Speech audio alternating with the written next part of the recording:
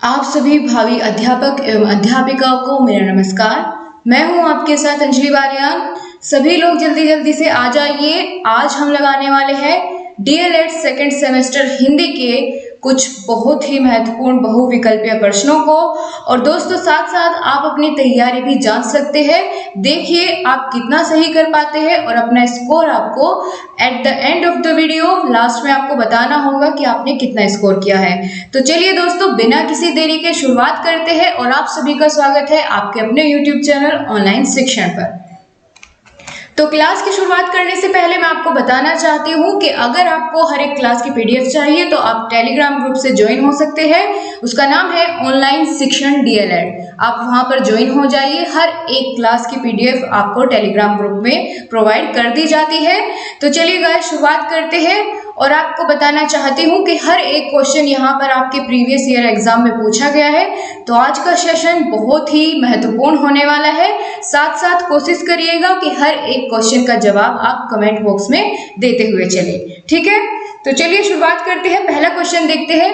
पूछा गया है कवि शब्द का स्त्रीलिंग है। तो आपको बताना है कवि शब्द का स्त्रीलिंग रूप इनमें से कौन सा है।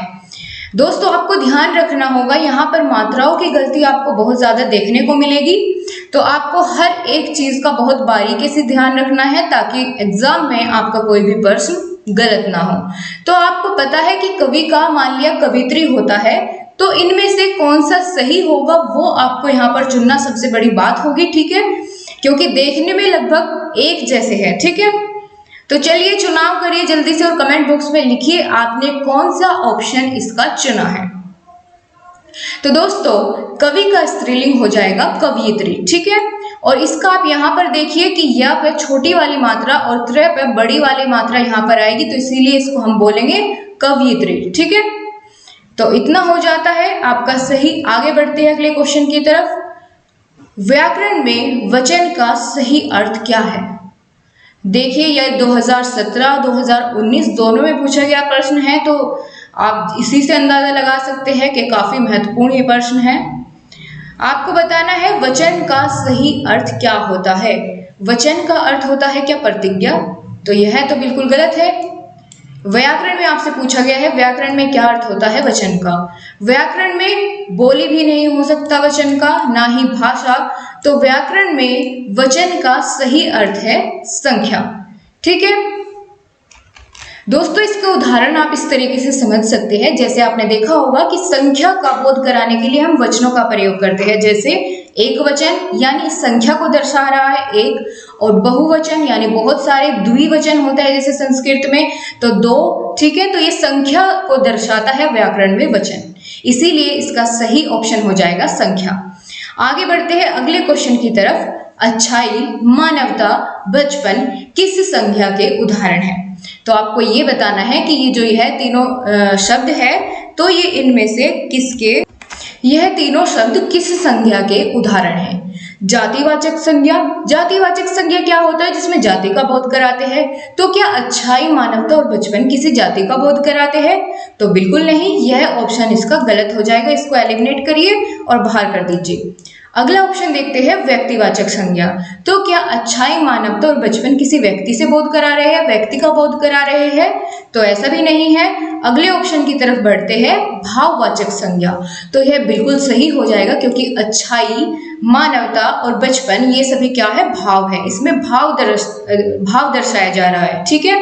द्रव्यवाचक संज्ञा भी नहीं होगा क्योंकि यहाँ पर आपको किसी भी द्रव्य या तरल पदार्थ के बारे में नहीं बताया गया है। तो अगर आप इसके बारे में जानते हैं और भाववाचक संज्ञा आपको नहीं भी पता है तो भी आप इसको सही कर जाते, क्योंकि आपने तीनों ऑप्शन को यहाँ पर एलिमिनेट कर दिया है। तो कौन सा बचता है, ऑप्शन नंबर से भाववाचक संज्ञा हो जाता है, क्योंकि यहाँ पर भाव दर्शाया जा रहा है। अच्छाई, मानवता और बचपन, इसको आप देख नहीं सकते, ठीक है। अच्छाई को देख नहीं सकते, सिर्फ महसूस कर सकते हैं। तो इसीलिए यह किसके अंदर आएगा, भाववाचक संज्ञा के अंदर आएगा। चलिए गाइस आप सभी बहुत अच्छे से मेहनत कर रहे हैं, बहुत सही जवाब दे रहे हैं। अब अगले क्वेश्चन की तरफ बढ़ते हैं।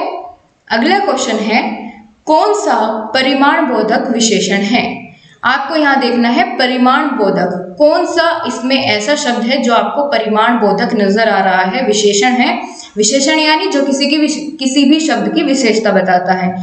अब देखिए आप एक एक करके सभी ऑप्शंस को। पहला है कैसा, क्या यह किसी की विशेषता बता रहा है? बिल्कुल नहीं, ये तो प्रश्नवाचक इसको हम बोल सकते हैं। लाल, तो लाल विशेषण जरूर है लेकिन परिमाण बोधक नहीं है।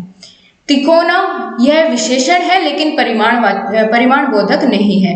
लेकिन अगर हम बात करें थोड़ा, ठीक है, थोड़ा पानी या थोड़ा दूध, तो दूध की विशेषता भी बता रहा है कि दूध कितना है, थोड़ा है, और परिमाण भी बता रहा है, ठीक है, परिमाण की कितना है दूध, यह किससे अंदाजा लगेगा, जो आपको ये शब्द दिया गया है थोड़ा, इससे, ठीक है, कि दूध थोड़ा है, यह परिमाण दर्शा रहा है दूध का या पानी का, जिस भी किसी का, तो यह विशेषण भी है और परिमाण बोधक भी है, तो इसीलिए यही ऑप्शन इसका बिल्कुल सही हो जाएगा। चलिए देखते हैं अगले क्वेश्चन का जवाब कौन सबसे पहले देगा। और बहुत अच्छा क्वेश्चन है, 2018 में आपके पूछा गया है। यहाँ क्वेश्चन में पूछा है आपसे कि प्रत्यक्ष शब्द में प्रत्यय है। प्रत्यय दोस्तों आपको पहले तो यही पता होना चाहिए कि प्रत्यय क्या होता है। देखते हैं कौन सबसे पहले बताएगा। दोस्तों प्रत्यय होता है जो कि हम किसी भी शब्द के अंत में प्रयोग करते हैं, और उपसर्ग होता है किसी भी शब्द की शुरुआत में, किसी भी मूल शब्द की शुरुआत में अगर हम कोई शब्द जोड़ते हैं उसको हम बोलेंगे उपसर्ग, लेकिन अगर अंत में जोड़ते हैं तो वह प्रत्यय हो जाता है। तो अब आपको बताना है प्रत्यक्ष में प्रत्यय शब्द है। तो दोस्तों हमने अभी क्या जाना, प्रत्यय वे शब्दांश होते हैं जो किसी शब्द के बाद में जुड़कर उसके अर्थ में परिवर्तन कर देते हैं। जैसे कोई एग्जांपल हम लेते हैं मीठा। मीठा एक मूल शब्द है, लेकिन अगर हम इसके अंत में एक प्रत्यय जोड़ देते हैं आई, तो ये क्या बन जाएगा, मिठाई, ठीक है। तो इसके अर्थ में परिवर्तन हो गया, मीठा से बन गया मिठाई। तो इसी तरीके से हमको यहाँ पर देखना है प्रत्यक्ष में क्या प्रत्यय है। दोस्तों यहाँ पर अगर देखा जाए हर एक ऑप्शन यहाँ पर गलत दिया गया है, तो हम इसको स्किप करेंगे और आगे बढ़ेंगे। गलत ऑप्शन पर हमें टिक नहीं करना है, क्योंकि यहाँ पर उपसर्ग आपको दिए गए हैं ना कि प्रत्यय, ठीक है। तो यह क्वेश्चन के ऑप्शंस आपको गलत दिए गए हैं। अगले क्वेश्चन की तरफ बढ़ते हैं। पूर्ण विराम का प्रयोग किया जाता है। आपको बताना है कि पूर्ण विराम का प्रयोग हम कहाँ करते हैं किसी भी वाक्य के, ठीक है, वाक्य को प्रयोग करते समय। तो वाक्य के प्रारंभ में क्या ऐसा है, आपको मैंने ये सभी चीजें एक एक करके समझाई हुई है कि कहाँ पर हम किस विराम चिन्ह का प्रयोग करते हैं। तो प्रारंभ में क्या किसी भी विराम चिन्ह का प्रयोग हो सकता है, नहीं हो सकता। अगर बात करें जो ब्रैकेट्स होती है, तो अगर कोष्टक की बात करें वो तो हो सकता है, शुरू में आए हम पूरे सेंटेंस को कोष्टक के अंदर रखें, लेकिन वैसे कोई भी विराम चिन्ह आप अगर देख सके तो वह किसी भी वाक्य की शुरुआत में नहीं आएगा। और पूर्ण विराम हम कहाँ प्रयोग करते हैं, जब पूरे वाक्य का अंत हो जाता है, ठीक है, हमारी पूरी बात खत्म हो जाती है, तो सबसे बाद में फिर हम प्रयोग करते हैं, अपनी बात को पूर्णतः खत्म करने के बाद हम प्रयोग करते हैं पूर्ण विराम का। तो इसमें से कौन सा ऑप्शन सही हो जाएगा, जल्दी से आंसर बताइए। बिल्कुल सही, बहुत सही आपने जवाब दिया। ऑप्शन नंबर स, वाक्य के अंत में प्रयोग करते हैं हम पूर्ण विराम का। और यहाँ पर आपको ये साइन भी दिया गया है, सिंबल दिया गया है पूर्ण विराम का, तो आप देख सकते हैं। अगर आपसे वेरी शॉर्ट में भी पूछ लिया जाता है कि पूर्ण विराम क्या होता है, ठीक है, पूर्ण विराम का अर्थ होता है कि लंबे समय के लिए रुकना। जब भी हमारी बात खत्म होती है कोई भी, या कोई सेंटेंस खत्म होता है, तो उसके बाद में हम थोड़ा लंबा समय के लिए रुकते हैं। जब हम अगली बात की शुरुआत करते हैं तो वहां पर हम प्रयोग करते हैं पूर्ण विराम का, यानी हमारा यहाँ पर एक वाक्य पूरा हो चुका है। और 2018 में प्रश्न आपके एग्जाम में पूछा गया था, तो बहुत जरूरी है। अगला क्वेश्चन है, निम्नलिखित में से स्त्रीलिंग शब्द कौन सा है। चलिए सबसे पहले हम चार ऑप्शंस को देखेंगे, मित्र, सूचना, उपहार या अध्याय। आपको इसमें स्त्रीलिंग चुनना है। तो मित्र कैसा शब्द है, क्या स्त्रीलिंग है या पुल्लिंग है, तो मित्र क्या होगा, हमेशा पुल्लिंग शब्द होगा। सूचना, तो ये जितने भी चारों शब्द आपको दिए गए हैं, हमें क्या करना है, अगर हम एकदम से देखकर पता नहीं लगा पा रहे हैं तो आप इसका एक वाक्य में प्रयोग करके देखिए, ठीक है। जैसे सूचना है कि कार्यालय में सूचना भेजी गई, कभी भी आप ये तो नहीं बोलेंगे कि सूचना भेजा गया, ऐसे तो आप कभी नहीं बोलेंगे। तो यही होगा स्त्रीलिंग शब्द, लेकिन फिर भी हम आगे बात कर लेते हैं और सभी के बारे में एक बार जान लेते हैं, ठीक है। यहाँ पर हमने चुन तो लिया है अपना ऑप्शन ब, सूचना, यह स्त्रीलिंग शब्द है। उपहार की बात करें कि उपहार, उसने मुझे उपहार दिया, दिया कर रहे हैं तो यानी पुल्लिंग शब्द है। उपहार कैसा होगा? पुल्लिंग शब्द होगा। अध्याय, यह भी पुल्लिंग शब्द होगा, लेकिन सूचना हो जाएगा स्त्रीलिंग शब्द। चलिए अब अगले क्वेश्चन की तरफ। चौराहा शब्द में समास कौन सा है? आपको चुनना है। चौराहा यानी चार राहों का समूह, इसमें समास कौन सा होगा? अव्ययी भाव समास, द्वंद्व समास, द्विगु समास या फिर तत्पुरुष समास? तो देखते हैं कौन सबसे पहले बता पाएगा। तो चलिए जल्दी जल्दी से चुनते हैं कि इसमें कौन सा समास होगा। दोस्तों इसमें हो जाएगा द्विगु समास। क्यों? क्योंकि इसका पहला पद जो है या प्रथम पद कह सकते हैं वो संख्यावाची है और उत्तर पद प्रधान है। जैसे उदाहरण के लिए आप यही ले लीजिए, चौराहा यानी चार राहों का समूह। ठीक है, तो चार क्या हो गया? इसमें संख्यावाची हो गया। ठीक है, संख्यावाची शब्द होता है इसका पहला पद और जो उत्तर पद होता है वह प्रधान होता है। तो द्विगु समास की यही पहचान है कि पहला वर्ड या पहला जो आपको पद है कहीं भी आपको संख्यावाची मिला तो आप समझ जाइए कि वहां पर द्विगु समास होगा। वहीं अगर बात करें अव्ययी भाव समास की क्या पहचान है? अव्ययी भाव समास की पहचान यह है कि इसका जो प्रथम पद होता है वह अव्यय होता है। अव्यय से क्या समझते हैं? जैसे यथा, कथा, इस तरह के शब्द, प्रति। ठीक है, यह सभी अव्यय शब्द होते हैं तो उनका पहला पद जो होता है वो अव्यय होता है। यह पहचान है अव्ययी भाव समास की। वहीं अगर बात करें द्वंद्व समास, तो द्वंद्व समास में दोनों पद प्रधान होते हैं। ठीक है, फॉर एग्जाम्पल जैसे अमीर गरीब, और बीच में हम उनके प्रयोग करते हैं समास विग्रह चिन्ह का। ठीक है, समास विग्रह का चिन्ह कैसा होता है? जिसे आप इंग्लिश में डैश बोल सकते हैं। ठीक है, इस तरीके का यह समास विग्रह का चिन्ह हम प्रयोग करते हैं, जिसे अमीर गरीब, दिन रात। तो दोनों पद कैसे हुए? इसमें दोनों पद प्रधान होते हैं द्वंद्व समास में। वहीं अगर हम बात करें तत्पुरुष समास की, तो तत्पुरुष समास की क्या पहचान है? तत्पुरुष समास में उत्तर पद प्रधान होता है। ठीक है, जो उत्तर पद होता है वह प्रधान होता है तत्पुरुष समास में। तो यहाँ आपने एक साथ चारों के बारे में जान लिया है। ठीक है, और समास आपका पूरा का पूरा चैप्टर आपका बहुत ही जल्द कंप्लीट कराया जाएगा। आप लगातार सभी क्लासेस को लेते रहे। अगला क्वेश्चन है, कोई खड़ा है। इस वाक्य में प्रयुक्त कोई किस प्रकार का सर्वनाम है? अब आप बताएंगे इसका सही जवाब। मैं आपका वेट करूंगी। आप देखते हैं कौन सबसे पहले बताएगा। कोई खड़ा है, जो कोई शब्द है इसमें वह किस प्रकार का सर्वनाम है आपको बताना है। निश्चयवाचक, क्या आपको जिसके बारे में हम जानते हो वह हो जाता है निश्चयवाचक। यानी अगर हम कहें राम बाहर खड़ा है, ठीक है, राम दरवाजे के बाहर खड़ा है, तो हमें पता है, निश्चित है कि हाँ राम खड़ा है, हम उसके बारे में जानते हैं, हमें पता है। लेकिन अगला ऑप्शन अब बात करें प्रश्नवाचक। प्रश्नवाचक यह बिल्कुल नहीं होगा, क्योंकि पहली बात तो यह है कि इस वाक्य में क्वेश्चन मार्क का प्रयोग नहीं हो रहा है। एक पहचान तो आपकी यहीं से ही हो जाएगी। लेकिन अगर यहाँ पर कोई की जगह कौन होता, प्रश्नवाचक कोई भी आप कह सकते हैं शब्द का प्रयोग होता, तो यहाँ पर प्रश्नवाचक हो जाता सर्वनाम। ठीक है, लेकिन यहाँ पर बोला गया है कोई खड़ा है। अगला ऑप्शन है निजवाचक सर्वनाम। तो यह निजवाचक भी नहीं है, क्योंकि निजवाचक सर्वनाम में मैं, मेरा, इस तरीके के शब्द प्रयोग होते हैं। और फिर कौन सा बचता है? Option number D. Option number D क्या है? अनिश्चयवाचक सर्वनाम, यही सही होगा। यानी बाहर कोई खड़ा है, हमें नहीं पता कौन है, कोई भी हो सकता है, तो हमको निश्चित नहीं है, हम उसके बारे में नहीं जानते कौन बाहर खड़ा है, तो यह क्या हो जाएगा? अनिश्चयवाचक सर्वनाम हो जाएगा। अगले क्वेश्चन की तरफ बढ़ते हैं।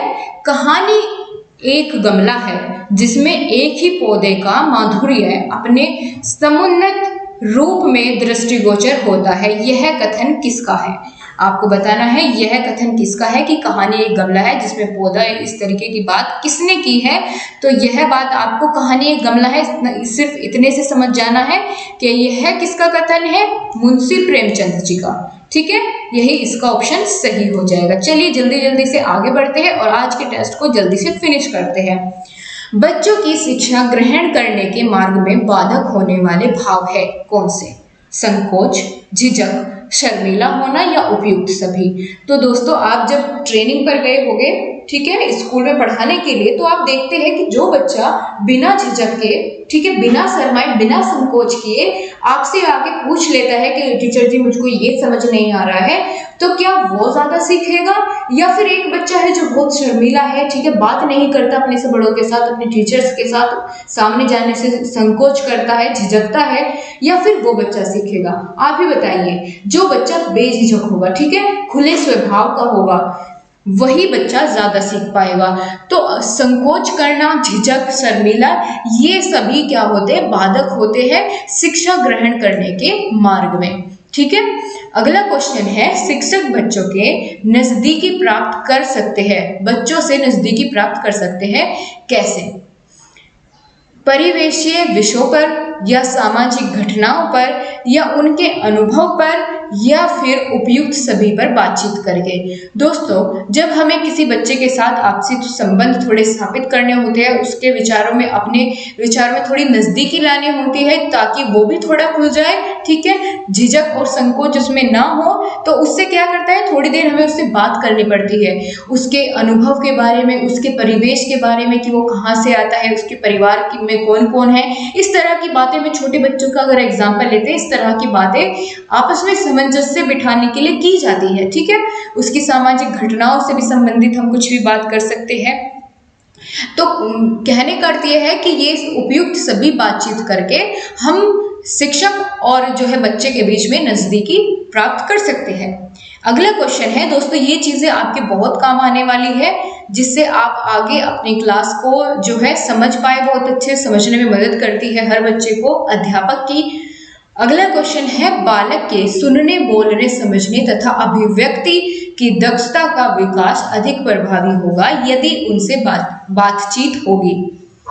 तो किस तरह की क्रियाकलाप, परिवेश या परिवार इत्यादि पर बातचीत होगी या उपयुक्त सभी? तो दोस्तों, जैसे कि हमने अभी ऊपर एक क्वेश्चन पढ़ा है, यह बिल्कुल सेम टू सेम ऐसा ही है, बस क्वेश्चन का थोड़ा सी लैंग्वेज चेंज की गई है कि बालक के सुनने, बोलने, समझने, अभिव्यक्ति की दक्षता का विकास तभी होगा जब हम उसके साथ क्रियाकलाप करेंगे, उसके परिवेश को लेकर के बातचीत करेंगे, परिवार की बातचीत करेंगे, तो यानी उपयुक्त सभी चीजें हमको अपनानी होंगी उसका विकास करने में। ठीक है, चहुमुखी विकास करने के लिए उसका। यहीं पर अगला क्वेश्चन आपसे पूछा गया है, उच्चारण में सशक्त क्षमता होती है, बताइए।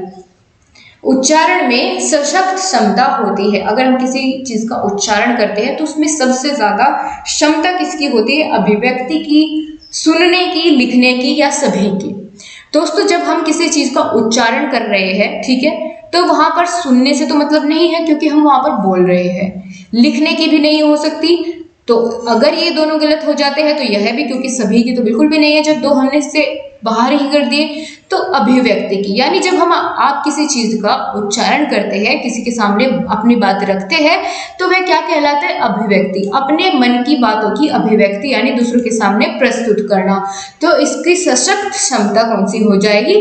अभिव्यक्ति हो जाएगी। यही इसका ऑप्शन बिल्कुल सही हो जाएगा। आपको इंटरेस्ट आ रहा है ना क्लास में? सभी लोग आंसर करिए, अगर आप लोगों को आता है तो आंसर जरूर करें, ठीक है, नहीं तो ऐसे देखने से मूवी की तरह आपको चलकर आपके सामने निकल जाएगी आज की क्लास, कोई फायदा नहीं होगा अगर आप आंसर नहीं करते हैं। ठीक है, तो दोस्तों, अगर आप बाद में भी क्लास को लेते हैं तो आंसर जरूर किया कीजिए, उससे आपकी प्रैक्टिस ही बढ़ेगी, मेरा उसमें कोई फायदा नहीं है, आपके फायदे के लिए ही मैं आपको ये चीजें बोलती हूँ। ठीक है दोस्तों, तो अब से कोशिश कीजिए आप हर एक क्वेश्चन का आंसर दे पाए, भले ही वो गलत हो जाए। ठीक है, अगर गलत होता है तो सही बताने के लिए मैं हूं आपके साथ, तो आप उसे सुधार लीजिएगा फिर। और जो चीज हम एक बार गलत कर देते हैं, एक बार जो गलती हमसे होती है, हम उस चीज पर ज्यादा ध्यान देते हैं और नेक्स्ट टाइम वहां पर गलती होने के चांस बहुत ज्यादा कम हो जाते हैं। तो आपको करना यही है, साथ साथ आंसर करते हुए चलना है। चलिए अब अगले क्वेश्चन पर चलते हैं। दैनिक जीवन में महत्वपूर्ण स्थान है पद्य का, गद्य का, निबंध का या सभी का? आपको बताना है दैनिक जीवन में किसका महत्वपूर्ण स्थान है। क्या आप दैनिक जीवन में निबंध का प्रयोग करते हैं? तो ऐसा तो नहीं है। गद्य का या फिर पद्य का? दोस्तों, बहुत अच्छा क्वेश्चन है। अब आप यहाँ पर फंस जाते हैं कि गद्य और पद्य में से कौन सा चुने, तो उसके लिए आपको इन दोनों के बीच में अंतर पता होना चाहिए कि गद्य में और पद्य में अंतर क्या है। अगर बात करें पद्य की तो यह हमारे हृदय को स्पर्श कर भावनाओं को प्रभावित करता है, लेकिन अगर हम बात करें गद्य की तो यह हमारे मस्तिष्क और बुद्धि को प्रभावित करता है। ठीक है, तो अब आप बताइए कि इनमें से कौन सा दैनिक जीवन में महत्वपूर्ण स्थान रखेगा। वह जो कि हमारी भावनाओं को, हमारे हृदय की जो बातें होती हैं उनको प्रभावित करता है, या फिर जो हमारे मस्तिष्क और बुद्धि को प्रभावित करता है। तो ऑफकोर्स जो सा बुद्धि और जो है मस्तिष्क को प्रभावित करता है वही हमारे दैनिक जीवन में सबसे ज्यादा महत्वपूर्ण स्थान रखेगा। तो कौन सा ऑप्शन सही हो जाएगा? ऑप्शन नंबर बी यानी गद्य। ठीक है, समझ आई ना बातें? ठीक है, चलिए अब आगे बढ़ते हैं। उच्चारण शिक्षण का उपयुक्त अवसर है प्राथमिक स्तर, माध्यमिक स्तर या स्नातक या फिर तीनों। तो दोस्तों उच्चारण शिक्षण, उच्चारण कब सीखता है कोई बालक? जब वो प्राथमिक स्तर में होता है, वहीं पर वो उच्चारण करना सीखता है और वही उसके लिए सबसे उपयुक्त अवसर होता है। तो ऑप्शन नंबर ए बिल्कुल सही हो जाएगा, प्राथमिक स्तर। अगला क्वेश्चन है, कक्षा 1 से 3 में सहारा लिया जाता है। कक्षा 1 से 3 में सहारा लिया जाता है किसका? अभिनय प्रणाली का, गीत प्रणाली का, या अर्थबोध प्रणाली का, या व्याख्या प्रणाली का। दोस्तों जब हम कक्षा 1 से 3 तक के बच्चों को पढ़ाते हैं तो ज्यादातर हम प्रयोग करते हैं गीत प्रणाली का। ठीक है, ताकि बच्चों का मन लगे कक्षा में और वो गीतों के माध्यम से सभी चीजें सीख जाए। जैसे आपने देखा होगा कि छोटे बच्चे को यदि हमें कोई भी पोयम याद करानी होती है तो उसको क्या करते हैं टीचर्स, अपने आप गा करके उसको सिखाते हैं, गीत की तरह से उसको प्रेजेंट करते हैं और वो बच्चा बहुत जल्दी सीख भी जाता है। तो इसीलिए गीत प्रणाली का प्रयोग किया जाता है क्योंकि बहुत ही प्रभावी ढंग होता है बच्चों को सिखाने का। अगला क्वेश्चन आ जाता है, कविता शिक्षण के लिए दोषपूर्ण प्रणाली कौन सी है? अगर कविता का शिक्षण करना है यानी कहानी, कविता, हाँ से पोयम का, ठीक है, तो उसके लिए दोषपूर्ण प्रणाली कौन सी होगी? अभी हमने आपको बताया कि अगर बच्चों को कविता याद करानी है, कोई पोयम याद करानी है तो हम किसका प्रयोग करते हैं? गीत प्रणाली का। तो पहला ऑप्शन तो इसका बिल्कुल सही है, लेकिन इधर देखते हैं, पहले ऑप्शन नंबर सी पर चलते हैं। ठीक है, ए तो हमारा सही हो गया, लेकिन यहाँ पर हमें देखना है दोषपूर्ण। तो अभिनय प्रणाली, हाँ अभिनय भी हम कर सकते हैं जब हम कविता शिक्षण करते हैं। तो जैसे आपने देखा होगा मछली जल की रानी है, तो टीचर भी अपने हाथ से उसको ऐसे हाथ हिला करके बताएगी कि मछली जल की रानी है, ऐसे गा करके सुनाएगी उसको, जिससे बच्चे बहुत जल्दी सीख पाएंगे। और व्यास प्रणाली भी इसी के अंतर्गत आती है। लेकिन जो शिक्षण प्रणाली है यह एक दोषपूर्ण प्रणाली हो जाएगी।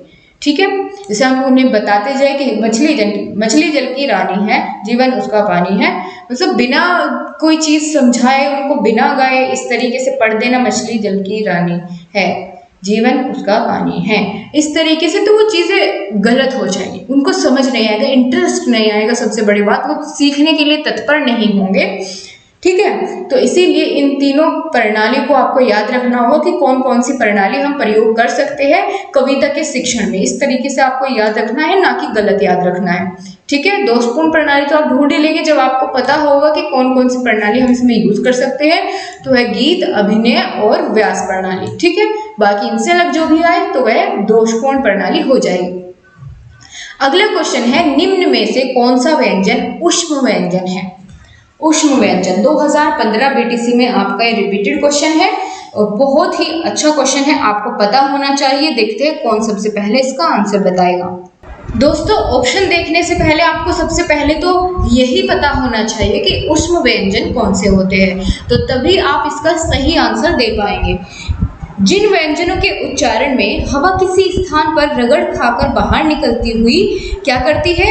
एक वाइब्रेशन उत्पन्न करती है, उसे हम क्या कहते हैं? ऊष्म व्यंजन कहते हैं। और इनकी संख्या 4 होती है। ठीक है, इनकी संख्या 4 होती है ऊष्म व्यंजन की। कौन कौन से? श, स, ह। ठीक है, यह 4 होते हैं ऊष्म व्यंजन। और इन चारों में से अब आप देखिए आपको कौन कौन सा यहाँ पर ऑप्शंस में दिया गया है। तो देखिए यहाँ पर तीनों के तीनों श आपको मिल जाएंगे देखने के लिए, लेकिन हाँ इसमें नहीं दिया गया है, तो इसीलिए इसका ऑप्शन कौन सा सही हो जाएगा? यहाँ पर हो जाएगा आपका ऑप्शन नंबर डी, यानी ये तीनों तो है और इनके साथ में हा और हो जाता है। ठीक है, हा, हल। यह भी ऊष्म व्यंजन की श्रेणी में आता है। तो यही 4 व्यंजन ऊष्म व्यंजन होते हैं। ऑलराइट गाइस, समझ आई ना इतनी चीजें? समझ आ रहा है? ओके, चलिए आगे बढ़ते हैं। श्र संयुक्ताक्षर निम्न व्यंजन में किसके मेल से बना है? आपको बताना है जो श्र है वो किसके मेल से बना है। दोस्तों अब आपको इसमें से सही चुनना होगा, ठीक है। तो जो श शलजम वाला श होता है वह और र, ठीक है, ये इनके नीचे हलंत लगा हुआ है, यानी इनको आधा माना गया है। और र लिखते हैं तो आप जानते हैं कि हर एक जो व्यंजन होता है उसके उच्चारण करते समय आ की आवाज आती है, तो इसीलिए यहाँ पर आ को उसके साथ लिखा गया है। तो यही एक सही तरीका है श्र संयुक्त अक्षर को लिखने का। इन तीनों अक्षरों के मेल से मिलकर बना होता है श्र, ठीक है, श्र श्रमिक। ऑलराइट गाइस, समझ आइए। तो ऑप्शन नंबर ए इसका बिल्कुल सही हो जाएगा। चलिए बढ़ते हैं आगे। ख का उच्चारण स्थल कौन सा है? ख का दंत्य, तालु, कंठ्य, औष्ठ्य। दंत्य यानी जिन शब्दों का उच्चारण या जिन वर्णों का उच्चारण वो करते समय दांत का प्रयोग होता है, जैसे द, त, इनका अगर हम उच्चारण करते हैं तो बिना दांत के आप नहीं बोल सकते त, ठीक है। बोलकर देख लीजिए त, द। तो यहाँ पर आपकी जो जीवा है वह दांत को, आपके दंत को टच करती है। तो खा बोलते समय क्या आपके दांत से आपकी जीभ टच हो रही है? बिल्कुल नहीं। तो इसको बाहर कर देते हैं एक साथ के साथ। आगे चलते हैं बा, तालव्य। तालव्य तालु, तालु यानी आपकी जीभ, ठीक है। हाँ, तो आपको बताना है जो आपकी जीवा का ऊपर वाला हिस्सा होता है उसको बोलते हैं तालु। खा, खा को बोलते समय आप देखिए कहाँ से आवाज आ रही है, आपकी कौन से जो है मुख के कौन से भाग से आवाज आ रही है, कंठ से, ओष्ठ से, या तालु से, या दंत्य से। तो आप खा बोलकर देखिए, आपको उच्चारण करते समय महसूस होगा कि आपके गले से आवाज निकल रही है, ठीक है। खा, ख, ना तो तालु का यूज हो रहा है, ना तो आपकी जीभ का कहीं यूज हो रहा है, ना ही आपके दांतों का, ना ही आपके ओठ का, ठीक है, ओष्ठ का।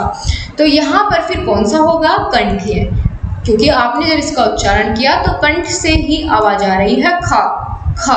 किसी भी और जो आपके मुख के भाग होते हैं उन किसी का भी इसमें यूज नहीं हुआ है। अगला क्वेश्चन है, मुद्रा शब्द का अर्थ होता है। मुद्रा शब्द का अर्थ यहाँ पर आपको बताया गया है। तो मुद्रा अंगूठी को भी कहते हैं, ठीक है, रुपये को भी कहते हैं कि वहाँ की मुद्रा ये है, येन है, भारत की मुद्रा क्या है, रुपया है, और आकृति भी कहते हैं मुद्रा को, ठीक है, कि वह किस मुद्रा में खड़ी है वह लड़की। तो यह सब क्या हो जाते हैं? मुद्रा के ही क्या हो जाते हैं? अनेकार्थी शब्द हो जाते हैं, ठीक है, क्योंकि इन सभी का अर्थ होता है मुद्रा, या मुद्रा के ही यह सभी अर्थ होते हैं। तो उपयुक्त सभी हो जाएगा इसका ऑप्शन बिल्कुल सही। अगला क्वेश्चन है, अज शब्द का अर्थ है। अज शब्द का अर्थ इनमें से कौन सा है? दशरथ के पिता, आज, अजगर या आजीवन। दोस्तों इसका सही ऑप्शन ए है। दशरथ के पिता को क्या कहते हैं? अज कहते हैं, ठीक है, याद रखिएगा आप, ये याद रखने वाली बात है। अगला क्वेश्चन बहुत अच्छा है। गद्य की एक महत्वपूर्ण विद्या है। गद्य और पद्य के बीच में मैंने अंतर आपको अभी थोड़ी देर पहले बताया। तो गद्य की एक महत्वपूर्ण विद्या इनमें से कौन सी है? वह है कहानी, ठीक है, बिल्कुल सही ऑप्शन यही होगा। कहानी तत्व के आधार पर कहानी के भेद कितने होते हैं? तो दोस्तों कहानी के भेद बताइए कितने होते हैं। तो देखते हैं कौन सबसे पहले बताता है। दोस्तों कहानी तत्व के आधार पर कहानी के 4 भेद माने जाते हैं, ठीक है, यानी 4 तत्व होते हैं इसके। सबसे पहला होते हैं कथा वस्तु, ठीक है। फिर दूसरा क्या होता है? पात्र का चरित्र चित्रण, यानी पात्र भी होना जरूरी होता है, और वातावरण, ठीक है। और चौथा क्या होगा? संवाद या कथोपकथन, ठीक है, संवाद। लास्ट वन क्या है? संवाद। तो यह 4 क्या होते हैं? कहानी के भेद होते हैं कहानी तत्व के आधार पर, इसीलिए उसका ऑप्शन नंबर ड बिल्कुल सही है, 4 होते हैं। कहानी की विधियां मानी जाती है कितनी? तो कहानी की विधियां भी 4 ही मानी जाती है, कहानी तत्व के आधार पर भी हम इसको कह सकते हैं। अगला क्वेश्चन है, आरंभिक अवस्था के बच्चे बच्चों में कहानी शिक्षण की सर्वाधिक उपयुक्त विधि कौन सी है? तो वह होती है दोस्तों चित्र विधि। ठीक है, आपने देखा होगा छोटे बच्चों की जो किताबें होती है उनमें सबसे ज़्यादा चित्रों का प्रयोग छोटी कक्षाओं में होता है। ठीक है, प्राइमरी लेवल पर ही सबसे ज़्यादा चित्र का जो है यूज़ करते हैं। तो यही सबसे उपयुक्त विधि होती है कहानी शिक्षण की। अगला क्वेश्चन है वाक्यों का वर्गीकरण कितने आधारों पर किया गया है? तो आपको बताना है वाक्य का वर्गीकरण कितने आधार पर किया गया है। तो दोस्तों वाक्यों का वर्गीकरण 2 आधार पर किया जाता है। यह तो आप सभी जानते होंगे, अगर नहीं जानते मैं आपको बहुत इजीली और बहुत अच्छे से सब चीजें बताऊंगी। ठीक है, वाक्यों का वर्गीकरण 2 आधारों पर किया जाता है। कौन कौन से? पहला है रचना के आधार पर। ठीक है, रचना के आधार पर वाक्य का वर्गीकरण, और दूसरा होता है अर्थ के आधार पर। ठीक है, और वाक्य के आधार पर कितने भेद होते हैं और रचना के आधार पर रचना के आधार पर कितने भेद होते हैं और अर्थ के आधार पर कितने भेद होते हैं, इसके बारे में हम इसके चैप्टर में ही बात करेंगे। ठीक है, नहीं तो ज्यादा मिक्स हो जाएगा। अभी आप इतना समझिए कि वाक्यों का वर्गीकरण 2 आधार पर किया जाता है, रचना और अर्थ के आधार पर। ठीक है, समझ आ रही है ना सभी चीजें? आगे बढ़ते हैं। जिन वाक्यों में एक उद्देश्य तथा एक विधेय होता है उन्हें क्या कहते हैं? उन्हें कहते हैं दोस्तों सरल वाक्य। सरल वाक्य की अगर आपसे परिभाषा पूछ ली जाती है तो आप यही लिखेंगे कि जिन वाक्यों में एक उद्देश्य होता है तथा एक विधेय होता है उसे ही हम क्या कहते हैं? सरल वाक्य कहते हैं। दोस्तों अगर बात करें उद्देश्य और विधेय क्या होता है, तो जिसके संबंध में कुछ कहा जाता है या फिर जो करता है, ठीक है, कर्ता के संबंध में कुछ बात हो रही है तो वह क्या कहलाता है? जिसके संबंध में बात हो रही है वह कहलाएगा उस वाक्य का उद्देश्य, और जो भी बात हो रही है वह कहलाएगा विधेय। यानी सब्जेक्ट और ऑब्जेक्ट वाली बात है कि जिसके बारे में बात हो रही है वह उद्देश्य, वह सब्जेक्ट, और जो बात हो रही है वह ऑब्जेक्ट यानी विधेय। जब हमने आपको सेंटेंस बताए इंग्लिश में तब हमने इसके बारे में बात की थी। समझ आ जाती है इतनी चीजें? अब आगे बढ़ते हैं और आखिर में चलते हैं। पूछा गया है मिश्र वाक्य कहते हैं किसको? जिसमें एक कर्ता एक ही क्रिया हो, क्या उसे मिश्र वाक्य कहेंगे? बिल्कुल नहीं। जिसमें एक से अधिक प्रधान उपवाक्य हो और वे संयोजक अव्यय द्वारा जुड़े हो, उन्हें भी नहीं कहेंगे। जिसमें एक साधारण वाक्य और उसके अधीन दूसरा उपवाक्य हो उसको हम कहेंगे क्या? मिश्र वाक्य। ठीक है, मिश्र वाक्य। लेकिन अगर यहाँ पर ये जो होता है कि उसके संयोजक के द्वारा जोड़ा जाता है उसे क्या कहते हैं? संयुक्त वाक्य कहते हैं। 3 होते हैं ना, सरल वाक्य, संयुक्त वाक्य, मिश्र वाक्य। तो मिश्र वाक्य वह वाक्य होता है जिसमें एक साधारण वाक्य के अधीन दूसरा उपवाक्य होता है। ठीक है दोस्तों, और यह परिभाषा हो जाती है संयुक्त वाक्य की, और सरल की तो आपने अभी यहाँ ऊपर देखी ही है इस वाले क्वेश्चन में, तो क्लियर हो जाती है चीजें। चलिए आगे बढ़ते हैं, और आपकी आज की क्लास की यहीं पर समाप्ति होती है। आपको आज की क्लास कैसी लगी यह बताना बिल्कुल मत भूलिएगा। कमेंट करके जरूर बताइए आपको आज की क्लास कैसी लगी और स्कोर आपने कितना किया। ठीक है, जाते जाते वीडियो को लाइक और शेयर जरूर करते जाइए। Thank you so much guys. आपसे फिर से मुलाकात होगी एक नए टॉपिक के साथ, एक नई क्लास के साथ। तब तक के लिए अपना ध्यान रखिए, खुश रहिए, bye bye, take care. Thank you so much guys.